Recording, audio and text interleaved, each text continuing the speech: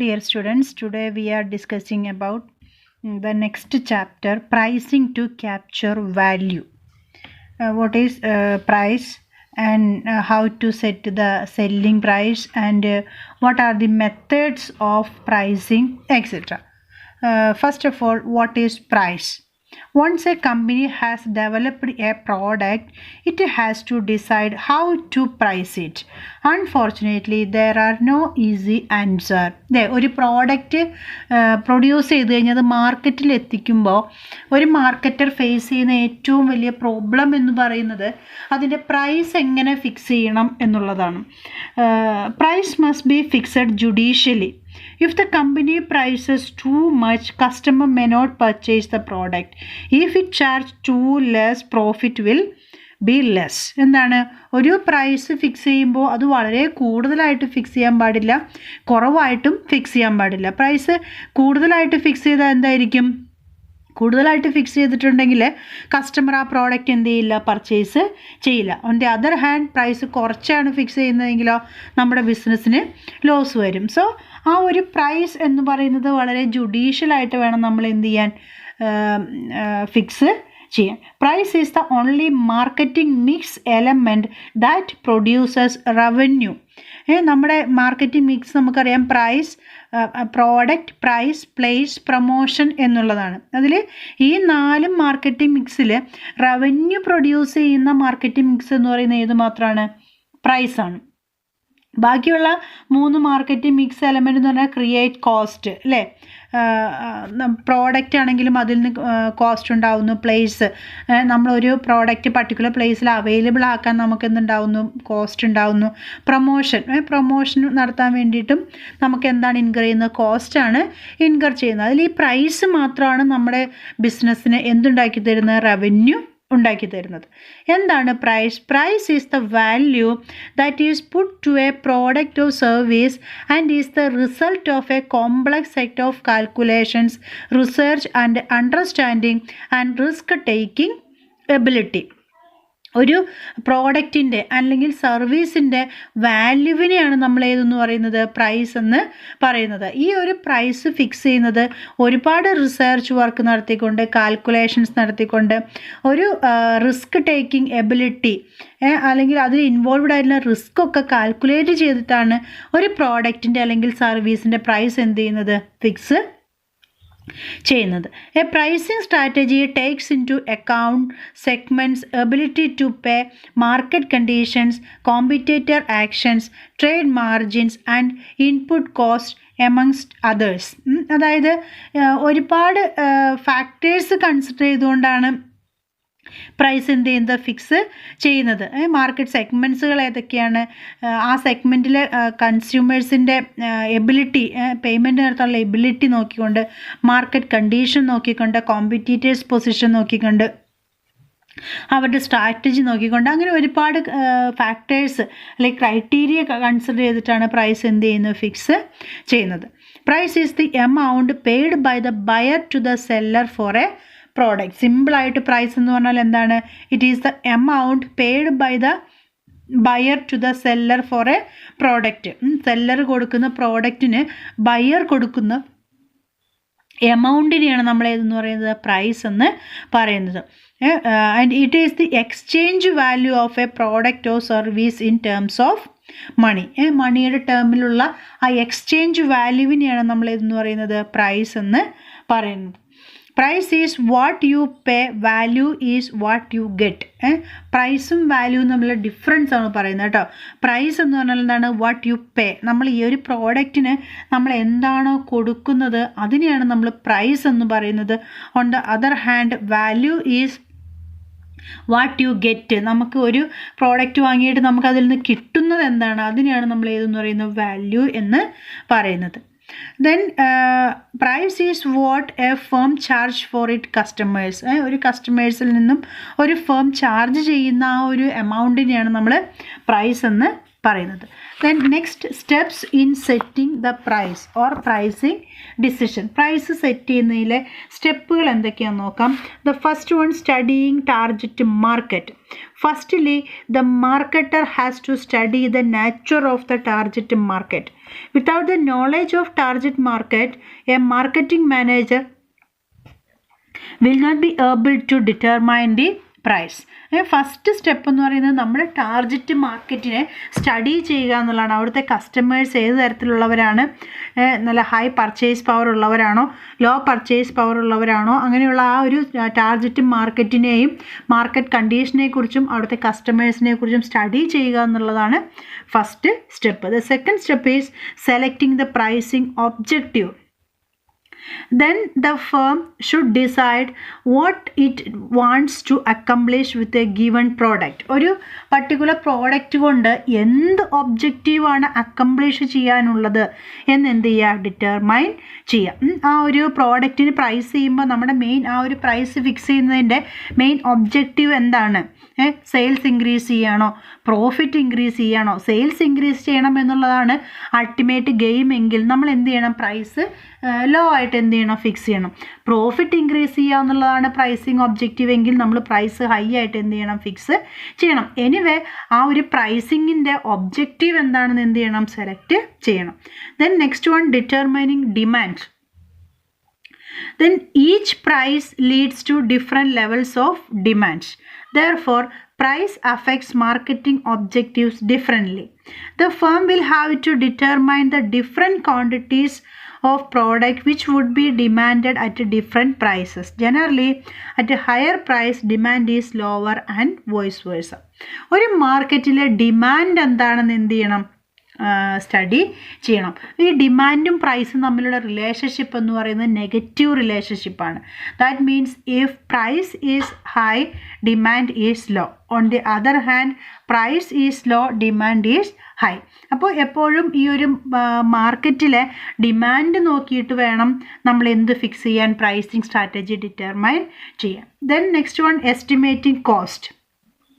The firm wants to set a price that will help recover all cost and yield a fair return on investment. ഒരു price fix ചെയ്യുമ്പോൾ നമുക്ക് already കുറച്ച് cost incur ചെയ്തിട്ടുണ്ടാവും, അതേപോലെ തന്നെ നമുക്കൊരു return വേണമല്ലോ. ഇത് രണ്ടും കൺസിഡർ ചെയ്തിട്ടായിരിക്കണം നമ്മൾ എന്ത് ചെയ്യേണ്ടത്, പ്രൈസ് ഫിക്സ് ചെയ്യേണ്ടത്. ആ ഫിക്സ് ചെയ്ത പ്രൈസിൽ നിന്നും നമുക്ക് ഇതുവരെ ചിലവായ ആ കോസ്റ്റ് നമുക്ക് റിക്കവർ ചെയ്യാൻ പറ്റണം, പിന്നെ ഒരു സർട്ടേൺ പെർസെൻറ്റേജ് പ്രോഫിറ്റും നമുക്ക് കിട്ടണം. അപ്പോൾ കോസ്റ്റ് പ്ലസ് റിട്ടേൺ കൺസിഡർ ചെയ്തിട്ടായിരിക്കണം നമ്മൾ എന്ത് ഫിക്സ് ചെയ്യേണ്ടത്, പ്രൈസ് ഫിക്സ് ചെയ്യേണ്ടത്. Then next one, analysing prices of competitors. Then കോമ്പറ്റീറ്ററുടെ പ്രൈസ് നമ്മൾ എന്ത് ചെയ്യണം, കൺസിഡർ ചെയ്യണം. The firm needs to know the competitors price and possible price reactions before deciding its own price. നമ്മൾ നമ്മുടെ പ്രോഡക്റ്റിൻ്റെ പ്രൈസ് ഫിക്സ് ചെയ്യുന്നതിന് മുമ്പ് കോമ്പറ്റീറ്ററുടെ പ്രൈസ് എത്രയാണ്, ആ പ്രൈസിനോട് കസ്റ്റമേഴ്സിൻ്റെ റിയാക്ഷൻ എന്തൊക്കെയാണെന്ന് കറക്റ്റായിട്ട് എന്ത് ചെയ്യണം, അനലൈസ് ചെയ്യണം. അനലൈസ് ചെയ്തതിന് ശേഷമായിരിക്കണം നമ്മുടെ പ്രോഡക്റ്റിൻ്റെ പ്രൈസ് എന്ത് ചെയ്യേണ്ടത്, ഫിക്സ് ചെയ്യേണ്ടത്. Then next one, selecting the pricing method. There are so many pricing methods are available, so the firm has to select an appropriate pricing method. Appropriate ആയിട്ടുള്ള pricing method എന്ത് ചെയ്യണം, select ചെയ്യണം. Then ആ ഒരു pricing method select ചെയ്യുമ്പോഴും the firm how to consider so many factors such as cost, customer perception regarding quality, value, competitors price, government regulations etcetera. അങ്ങനെ ഒരുപാട് factors consider ചെയ്തിട്ടാണ് ഏത് പ്രൈസിങ് മെത്തേഡാണ് അഡോപ്റ്റ് ചെയ്യേണ്ടത് എന്ത് ചെയ്യേണ്ടത്, ഡിസൈഡ് ചെയ്യേണ്ടത്. ഒരുപാടുണ്ട് കേട്ടോ. ഡിമാൻഡ് ബേസ്ഡ് പ്രൈസിംഗ് ഉണ്ട്, കോസ്റ്റ് ബേസ്ഡ് പ്രൈസിംഗ് ഉണ്ട്. അപ്പോൾ ആ ഒരു ഏത് മെത്തേഡാണ് സെലക്ട് ചെയ്യേണ്ടതെന്ന് എന്ത് ചെയ്യണം, ഡിസൈഡ് ചെയ്യണം. Then next and last, setting the final price. Lastly ഇത്രയും സ്റ്റെപ്പ് കഴിഞ്ഞ് കഴിയുമ്പോൾ, ഇത്രയും ഫാക്ടേഴ്സൊക്കെ നമ്മൾ അനലൈസ് ചെയ്ത് കഴിയുമ്പോൾ നമ്മൾ നമ്മുടെ പ്രോഡക്റ്റിൻ്റെ ഫൈനൽ പ്രൈസ് എന്ത് ചെയ്യണം, ഫിക്സ് ചെയ്യണം. To decide on the final price some additional factors must be taken into consideration, such as consumer psychology, firms' pricing policies, impact on other parties, etc. അല്ലേ, കൺസ്യൂമേഴ്സിനെയും ഓവറോളായിട്ടും നമ്മുടെ മറ്റുള്ള ഗവൺമെൻറ്, സപ്ലയേഴ്സ്, അവരുടെ എല്ലാം ഒരു price കൊണ്ട് അവരിലൊക്കെ ഉണ്ടാക്കുന്ന ഇമ്പാക്റ്റ് എന്താണ്, ഇതെല്ലാം കൺസിഡർ ചെയ്തിട്ട് ഫൈനലി നമ്മൾ നമ്മുടെ ഫൈനൽ പ്രൈസ് എന്ത് ചെയ്യണം, ഫിക്സ് ചെയ്യണം. These are the steps in setting the price of a product. They are studying target market, selecting the pricing objective, determining demands, estimating cost, analyzing prices of competitors, selecting the pricing method, and finally setting the final price. Then next one, objectives of pricing. Objectives of pricing. The important objectives of pricing are, first one, to maximize profits.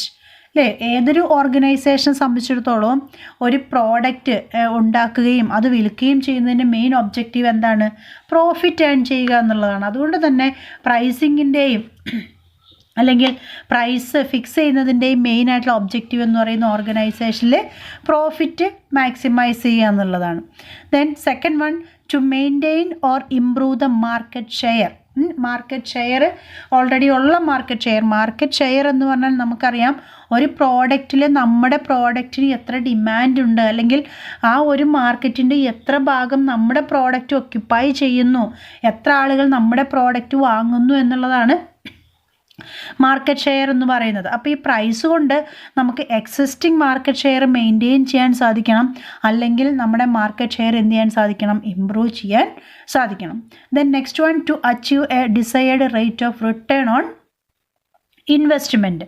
Then നമ്മൾ ബിസിനസ്സിൽ invest ചെയ്തിരിക്കുന്ന ആ ഒരു investment, ആ ഒരു മണി, അതിന് നമുക്ക് decide ആയിട്ടുള്ള ഒരു റിട്ടേൺ കിട്ടണമെങ്കിൽ നമ്മൾ പ്രൈസ് നമ്മൾ വൈസായിട്ട് എന്ത് ചെയ്യണം, ഫിക്സ് ചെയ്യണം. അതിൽ നിന്ന് നമ്മുടെ കോസ്റ്റ് കവർ ചെയ്യണം. ദെൻ പ്ലസ് നമുക്കൊരു ഡിസൈഡ് റേറ്റ് ഓഫ് റിട്ടേൺ കിട്ടുകയും വേണം.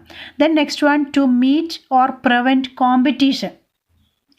എക്സിസ്റ്റിംഗ് കോമ്പറ്റീഷനെ മീറ്റ് ചെയ്യുക അല്ലെങ്കിൽ പ്രിവെൻറ്റ് ചെയ്യുക എന്നുള്ളതാണ് പ്രൈസിങ്ങിൻ്റെ വേറൊരു objective. Then to stabilise the product prices.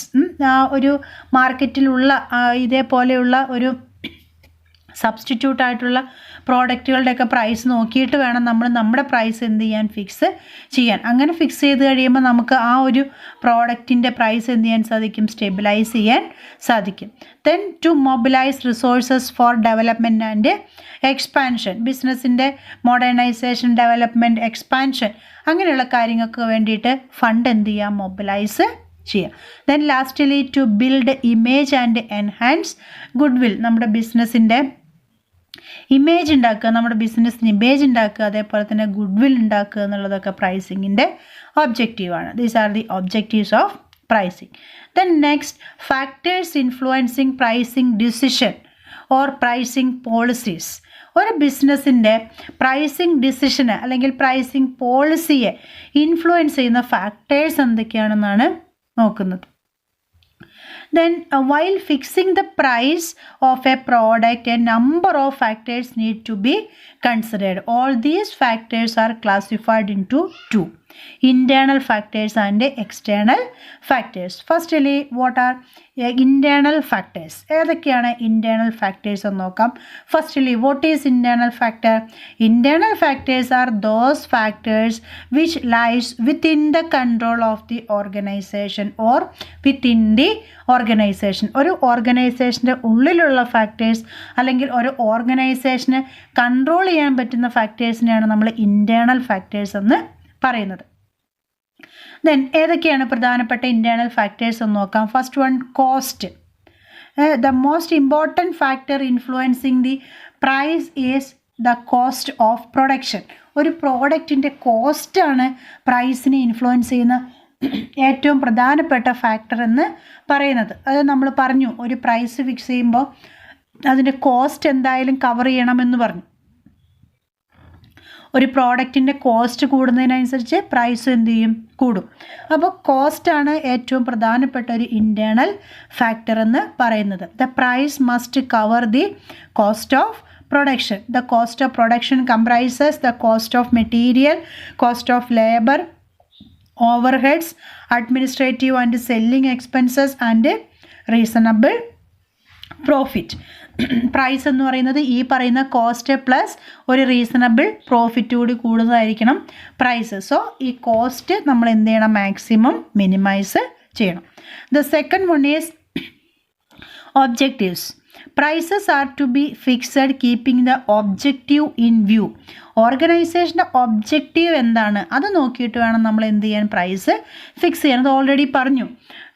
Sales maximise ചെയ്യുകയാണോ, മാക്സിമം റേറ്റ് ഓഫ് റിട്ടേൺ കിട്ടുകയാണോ, പ്രൈസ് സ്റ്റെബിലിറ്റി ആണോ, മാർക്കറ്റ് ഷെയർ ഇൻക്രീസ് ചെയ്യുകയാണോ, എന്താണോ ഒബ്ജക്റ്റീവ്, ആ ഒബ്ജക്റ്റീവ് അനുസരിച്ചിട്ട് വേണം നമ്മൾ എന്ത് ഫിക്സ് ചെയ്യാൻ, പ്രൈസ് ഫിക്സ് ചെയ്യാൻ. അപ്പോൾ ഓർഗനൈസേഷൻ്റെ ഒബ്ജക്റ്റീവ് എന്ന് പറയുന്നത് പ്രൈസിങ്ങിനെ ഡിറ്റർമൈൻ ചെയ്യുന്ന ഒരു ഫാക്ടറാണ്.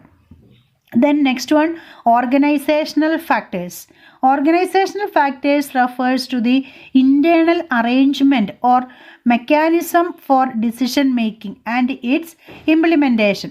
അതായത് ഈ പ്രൈസിങ്ങിനെ കുറിച്ച് ഡിസിഷൻ മേക്കിംഗ് എടുക്കുന്നത് എങ്ങനെയാണ്, അതെങ്ങനെയാണ് ഇംപ്ലിമെൻറ്റ് ചെയ്യുന്നത്, അതിൻ്റെ അറേഞ്ച്മെൻറ്റ് എന്താണ്, ആരൊക്കെയാണ് ഈ ഡിസിഷൻ മേക്കിംഗ് പ്രോസസ്സിൽ ഇൻക്ലൂഡഡ് ആയിട്ടുള്ളത്, അതിനെല്ലാം കൂടിയാണ് നമ്മൾ ഓർഗനൈസേഷണൽ ഫാക്ടേഴ്സ് എന്ന് പറയുന്നത്.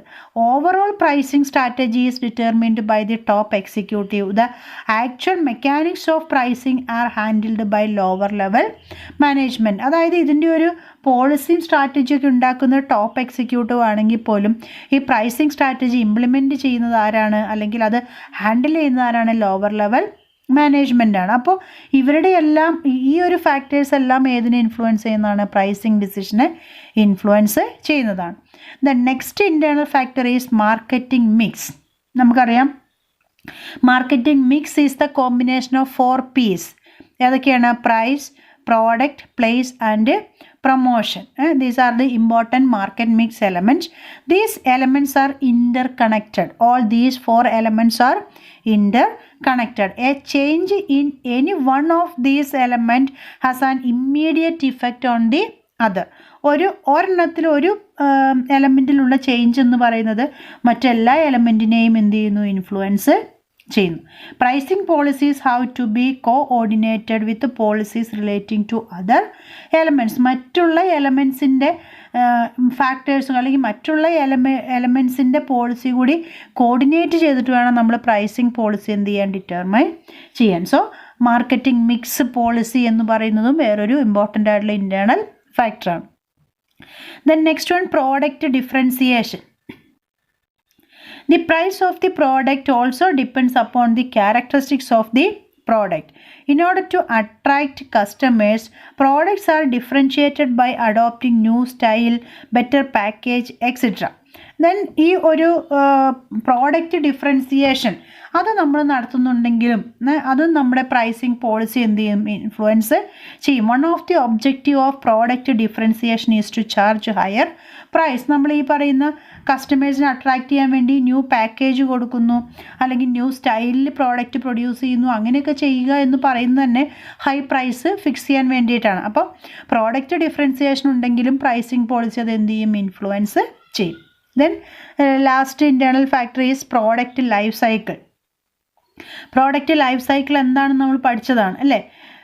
Then price policy is usually formulated by considering age of product, that is stages of life cycle. Life സൈക്കിളിൻ്റെ ആ സ്റ്റേജ് നോക്കിയിട്ടാണ് നമ്മൾ പ്രൈസ് എന്ത് ചെയ്യുന്നത്, പ്രൈസിങ് പോളിസി ഫോർമുലേറ്റ് ചെയ്യുന്നത്. In the introduction stage normally firm charge lower price. Introduction സ്റ്റേജിൽ നമ്മൾ ആ ഒരു മാർക്കറ്റിംഗ് സ്ട്രാറ്റജി ഡിസ്കസ് ചെയ്തപ്പോൾ പറഞ്ഞതാണ്, ഇൻട്രൊഡക്ഷൻ സ്റ്റേജിൽ ലോവർ പ്രൈസ് ആയിരിക്കും എന്ത് ചെയ്യുന്നത്, ചാർജ് ചെയ്യുന്നത്. In the growth stage a firm increases the price to some extent. Growth സ്റ്റേജിൽ കുറച്ചുകൂടി പ്രൈസ് എന്ത് ചെയ്യും, ഇൻക്രീസ് ചെയ്യും. ദെൻ ഈ ഡിക്ലൈൻ സ്റ്റേജിലോ, in the decline stage price are to be reduced to maintain the demand. അപ്പോൾ ഈ പ്രോഡക്റ്റ് ലൈഫ് സൈക്കിൾ അനുസരിച്ചും ഈ പ്രൈസിങ് പോളിസിയിൽ എന്ത് വരും, ചേഞ്ച് വരും. Okay, these are the internal factors that influencing the pricing decision or pricing policies of the organization. Then what are the external factors? എന്താണ് external factor എന്ന് പറഞ്ഞു കഴിഞ്ഞാൽ, external factors are those factors which are beyond the control of an organisation or outside the organisation. ഓർഗനൈസേഷൻ്റെ കൺട്രോളിൽ നിൽക്കാത്ത, ഓർഗനൈസേഷൻ്റെ പുറത്തുള്ള ഫാക്ടേഴ്സിനെയാണ് നമ്മൾ external factors എന്ന് പറയുന്നത്. ഏതൊക്കെയാണ് പ്രധാനപ്പെട്ട എക്സ്റ്റേണൽ ഫാക്ടേഴ്സ്? പ്രൈസിങ് പോളിസിയെ ഇൻഫ്ലുവൻസ് ചെയ്യുന്ന എക്സ്റ്റേണൽ ഫാക്ടേഴ്സ് ഒന്ന് നോക്കാം. First one, demand. The nature and the condition of demand should be considered when fixing the price. Price fix ചെയ്യുന്നതിന് മുമ്പ് നമ്മുടെ ആ പ്രോഡക്റ്റിൻ്റെ ഡിമാൻഡ് എന്താണ്, അല്ലെങ്കിൽ മാർക്കറ്റിലെ ഡിമാൻഡ് കണ്ടീഷൻ എന്താണ് എന്ന് നോക്കിയിട്ട് വേണം നമ്മൾ എന്ത് ഫിക്സ് ചെയ്യാൻ, ഈ പ്രൈസ് ഫിക്സ് ചെയ്യാൻ. If the demand for a product is inelastic it is better to fix a higher price for it. Demand എന്ന് പറയുന്നത് ഇൻഇലാസ്റ്റിക് ആണെങ്കിൽ, ഇൻഇലാസ്റ്റിക് ഡിമാൻഡ് എന്താണെന്ന് നിങ്ങൾ പഠിച്ചിട്ടുണ്ടാവും. അതായത് മറ്റുള്ള ഫാക്ടേഴ്സ് ചേഞ്ച് ചെയ്യുന്നതിനനുസരിച്ച് ഡിമാൻഡിൽ ചേഞ്ച് വരുന്നില്ലെങ്കിൽ, അല്ലെങ്കിൽ പ്രൈസിലുണ്ടാവുന്ന ചേഞ്ചിനനുസരിച്ചിട്ട് ഡിമാൻഡിൽ ചേഞ്ച് വരുന്നില്ലെങ്കിൽ അതിനെയാണ് നമ്മൾ ഇൻഇലാസ്റ്റിക് ഡിമാൻഡ് എന്ന് പറയുന്നത്. അപ്പോൾ അങ്ങനെ നമ്മുടെ പ്രൈസ് നമ്മൾ ഹൈ ആയിട്ട് ഫിക്സ് ചെയ്താലും ലോ ആയിട്ട് ഫിക്സ് ചെയ്താലും ഡിമാൻഡിൽ മാറ്റം വരുന്നില്ലെങ്കിൽ എന്താണ്, it is better to fix a higher price. On the other hand, if the demand is elastic, it is better to fix lower price. Elastic എന്ന് പറഞ്ഞാൽ എന്താണ്, വളരെ പെട്ടെന്ന് മറ്റൊരു ഫാക്ടറിലുണ്ടാവുന്ന പ്രൈസിലുണ്ടാവുന്ന ചേഞ്ചൊക്കെ ഡിമാൻഡിന് ഇമ്മീഡിയറ്റ് ആയിട്ട് ഇഫക്റ്റ് ചെയ്യുമെന്നുണ്ടെങ്കിൽ നമ്മളെപ്പോഴും പ്രൈസ് കുറച്ച് ഫിക്സ് ചെയ്യണം. അപ്പോൾ പ്രൈസിങ് ഡിസിഷനെ ഇൻഫ്ലുവൻസ് ചെയ്യുന്ന ആദ്യത്തെ എക്സ്റ്റേണൽ ഫാക്ടറാണ് demand. The second one, competition. അല്ലേ, നമുക്കറിയാം in the modern marketing a manufacturer cannot fix his own price without considering the competitors price. അല്ലേ, കോമ്പറ്റീറ്റേഴ്സിൻ്റെ പ്രൈസ് കൺസിഡർ ചെയ്യാതെ സ്വന്തമായിട്ടൊരു പ്രൈസ് ഒന്നും ഈ ഒരു കാലത്ത് എന്ത് ചെയ്യാൻ പറ്റില്ല, ഫിക്സ് ചെയ്യാൻ പറ്റില്ല. അങ്ങനെ ഫിക്സ് ചെയ്തിട്ടുണ്ടെങ്കിൽ there are number of substitute products are available in the market. Consumers go with that product. അല്ലേ, നമ്മൾ കോമ്പറ്റീറ്റേഴ്സിൻ്റെ പ്രൈസ് നോക്കാതെ നമ്മൾ ഹൈ പ്രൈസ് ഫിക്സ് ചെയ്തിട്ടുണ്ടെങ്കിൽ നമ്മുടെ അതേപോലത്തെ ഒരുപാട് സബ്സ്റ്റിറ്റ്യൂട്ട് പ്രോഡക്റ്റുകൾ മാർക്കറ്റിൽ അവൈലബിൾ ആണ് വിത്ത് അറ്റ് റീസണബിൾ പ്രൈസ്. അതുകൊണ്ട് തന്നെ കോമ്പറ്റീറ്റേഴ്സിൻ്റെ പ്രൈസ് നോക്കിയിട്ട് വേണം നമ്മൾ പ്രൈസിങ് ഡിസിഷൻ എടുക്കാൻ. So firm must be vigilant about the price charged by the competitors for the similar products. Then third one, distribution channel. Distribution channel also sometimes affect the price. Longer the distribution channel, higher would be the price and vice versa. ഈ പറയുന്ന distribution channel കൂടുന്നതിനനുസരിച്ച്, long ആവുന്നതിനനുസരിച്ച് അതിൻ്റെ price high ആവുമെന്നാണ് പറയുന്നത്. ഈ distribution channel കൂടുക എന്ന് പറഞ്ഞാൽ അർത്ഥം എന്താ, അതിനിടയിലെ മിഡിൽ മാൻസ് കൂടുക. അല്ലേ, ഹോൾസെയിലർ, റീറ്റെയിലർ, അല്ലേ, നിങ്ങൾ 0, 1, 2, 3 അങ്ങനെയുള്ള ഡിസ്ട്രിബ്യൂഷൻ ചാനലൊക്കെ പഠിച്ചിട്ടുണ്ടാവും. അപ്പോൾ ഈ ഡിസ്ട്രിബ്യൂഷൻ ചാനൽ ഇപ്പോൾ കസ്റ്റമറും പ്രൊഡ്യൂസറും മാത്രമേ ഉള്ളൂ എന്ന് വിചാരിക്കുക ഡിസ്ട്രിബ്യൂഷനിൽ, അവിടെ പ്രൈസ് അധികം ഹൈ ആയിരിക്കില്ല. അതേസമയം പ്രൊഡ്യൂസർ, ഹോൾസെയിലർ, കസ്റ്റമർ ഉണ്ടെങ്കിൽ പ്രൈസ് കുറച്ച് കൂടും. കാരണം ഹോൾസെയിലർക്കുള്ള പ്രോഫിറ്റ് കൂടി ഏതിൽ ഈടാക്കണം, പ്രൈസിൽ ഈടാക്കണം. പിന്നെയും ഡിസ്ട്രിബ്യൂഷൻ ചാനൽ കൂടുന്നു എന്ന് വിചാരിക്കുക, പ്രൊഡ്യൂസർ, ഹോൾസെയിലർ, റീറ്റെയിലർ, കസ്റ്റമർ, അപ്പം 4 പേരായി അല്ലേ. അപ്പോൾ ആ ഇടയിലുള്ള ഈ 3 പേർക്കും എന്ത് വേണം, പ്രോഫിറ്റ് വേണം. അപ്പോൾ ഈ ഒരു ഡിസ്ട്രിബ്യൂഷൻ ചാനലിൽ ലെങ്ത്ത് കൂടുന്നതിനനുസരിച്ച് പ്രൈസും എന്ത് ചെയ്യും, ഇൻക്രീസ് ചെയ്യും. Then next, general economic condition. Price is affected by the general economic condition such as inflation, deflation, trade cycle, etc.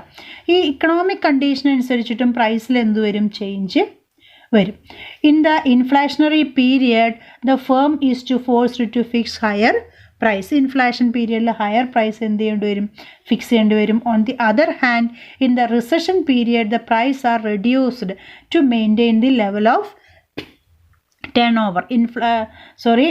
റിസഷൻ്റെ പീരിയഡിൽ പ്രൈസ് എന്ത് ചെയ്യേണ്ടി വരും, റെഡ്യൂസ് ചെയ്യേണ്ടി വരും. അപ്പോൾ എനിവേ ബൂം പീരിയഡിൽ നമുക്ക് എന്ത് ചെയ്യാം, പ്രൈസ് ഇൻക്രീസ് ചെയ്യാം. അപ്പോൾ ഈ പറയുന്ന ജനറൽ ഇക്കണോമിക് കണ്ടീഷൻസ്, അത് ഇൻഫ്ലേഷൻ ആയാലും റിസഷൻ ആയാലും ബൂം ആയാലും, അതെന്തിനെ ഇൻഫ്ലുവൻസ് ചെയ്യുന്നു, പ്രൈസിങ് പോളിസി ഇൻഫ്ലുവൻസ് ചെയ്യുന്നു.